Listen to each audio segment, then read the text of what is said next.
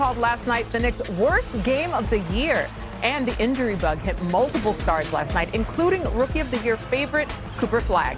We'll have the latest on how long they will be out. Plus, NBA trade season just hit full boiling point today. We'll explain why today is so important and tell you who might be the first domino to fall. That's next on NBA Today. All right, and that is where we begin. A developing story this morning. As of midnight last night, Jonathan Kuminga is eligible to be traded. And our Shams is here, Anthony Slater is here. They're reporting that he has demanded a trade away from the Warriors. The NBA trade deadline, February 5th, a whisper away. So Shams, Anthony, joining me now. The Warriors have 3 weeks to do something. Shams, how did they get here and what comes next?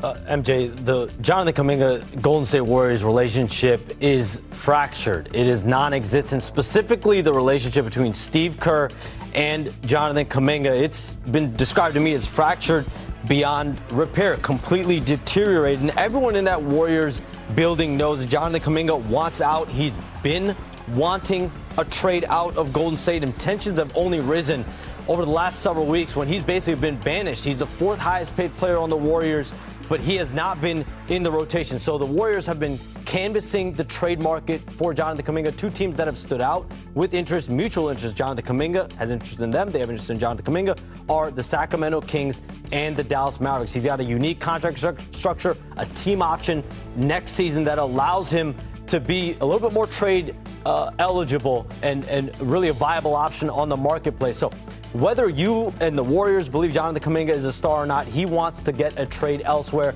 to see whether he is the all-star that he believes in himself. Anthony, how are the Warriors viewing the situation? I had one source basically describe the current situation as a, quote, complete waste of everybody's time. And I think the term everybody matters there because obviously you have a player who has these, ambitious career desires and at this point feels a little held hostage by the organization.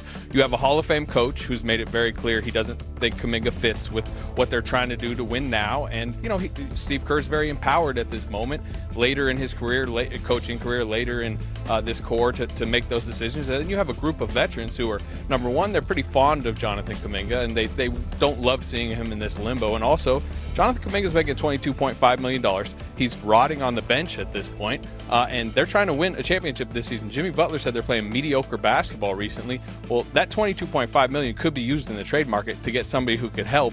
And I think some of the reason you're feeling some of this angst building is because the Warriors are at least signaling to people that they don't have to trade Kuminga if they don't like the offers. And there are a lot of people on the ground level being like, this situation needs to get resolved by February 6th. Anthony, there's always a tipping point. So where was it? Where did the relationship go bad here? How long do we have? This is 5 years of a story, but I'll sum up what's happened recently quick. I mean, you have the contentious negotiations over the summer. Me and Shams are on here, basically every week, relaying the latest, issues between the two sides. He comes back feeling a type of way about the contract he feels he was forced into by the Warriors, this team structure or team-friendly structure to be traded. He thought he had, chances elsewhere where he would have got the starting job and opportunity he wanted. He starts to begin the season. It seemed like it was going well, but that was always on a rotten foundation where the moment it went wrong, Steve Kerr went away from Jonathan Kuminga. The moment Steve Kerr went away from Jonathan Kuminga, it was reopening old wounds where he said, Steve Kerr's never believed in me, and it kind of devolved from there. And I think the biggest picture takeaway I can say with my conversations with the Kuminga side is they feel like this is a 5-year tug of war where he is a pawn, and it is about the misalignment between ownership and a coach where Steve Kerr doesn't believe in Kuminga necessarily as a player that fits with his core, but ownership at various times has been unwilling to trade him, and we're in the 5th year of this basic hostage situation, and Jonathan Kuminga wants out at this point. Yeah, a lot of layers there, but one thing clear, there's a riff. All right, Anthony, thank you so much. Kuminga has missed 23 games this season, but the Warriors boast a 13-10 record in those games compared to a 9-9 record with games with Kuminga. Right, everybody, I am MJ Acosta-Ruiz in for Malika Andrews today, joined in the desk, full squad here, full court press, if you will, joined by Brian Windhorst, Shams Charania, Bobby Marks, and NBA champ Kendrick Perkins holding it down. Perk, how did the Warriors get to this point? Can we address the Don't laugh. elephant in the room? And look, I'm not talking about me. I'm not talking about me. I'm Wow. talking about this dysfunctional organization. Real talk. When you talk about the Golden State Warriors, yes, we're talking about a team that was a dynasty at a period of time. But since Bob Myers has left that organization, it has been nothing but dysfunctional. When you talk about the breakup with Klay Thompson, you talk about this relationship between Steve Kerr and Jonathan Kuminga. I'm starting to question their player development, and they're doing a disservice to the most important player in that organization, in the history of that organization, is Steph Curry, who, by the way, is averaging 28 points this season. Damn it, what you gonna do? What you gonna do? Out of all the teams that are trying to go compete for a title, they're not only set up for the now, but they're set up for the future.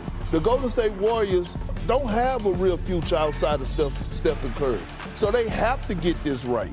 Right when it comes down to getting back the right piece for Jonathan Kuminga, it's just very embarrassing, and it's a big disappointment. And when it comes down to talking about this situation with the Golden State Warriors. What are we doing here? What are we doing here, leading off the signature show of the NBA, talking about a player who hasn't played for a month, who's having the worst shooting season of his career, playing for a team that self-described as mediocre. Jimmy Butler called the team mediocre the other day, and he wasn't wrong. Steve Kerr recently called the team a fading dynasty, and he wasn't wrong. What are we doing here? If he had had an offer last summer from another team, he would have signed an offer sheet. He didn't have an offer sheet. A pox on both of their houses. I've had enough of this. This is not a significant thing. Just move on. I can't take it anymore. We've seen Anthony Slater go through 4 seasons in his backyard talking about this story, about a guy who is not a significant. Shams and Slater reported 2 weeks ago he had a chance to play, and he said, I got a back injury. I'm going to be Mr. Positivity to this doing? situation here. We got all the anchors here. I do think, how do we find a resolution? I think that's the end goal here. Please. We have 3 weeks to do that here with Kuminga's trade contract, which is right around $22.5 million here. They certainly need front court help, right? And how do you go out and do it? But how do you do that and align with the Curry, Butler, and Green timeline, 3 players that have 1 year under contract? And here's the question that we don't know. What happened if Jonathan Kuminga's on this roster at 3:01 on February 5th Eastern time? What happens then? That's the unknown of everything here. Yeah, we will have more on that. I'm gonna need pharmaceuticals. The Brian Windhorst support group is taking new members. The Warriors face the Knicks tonight. They're in the midst of a rough West Coast road trip, playing in Sacramento last night. Line kick.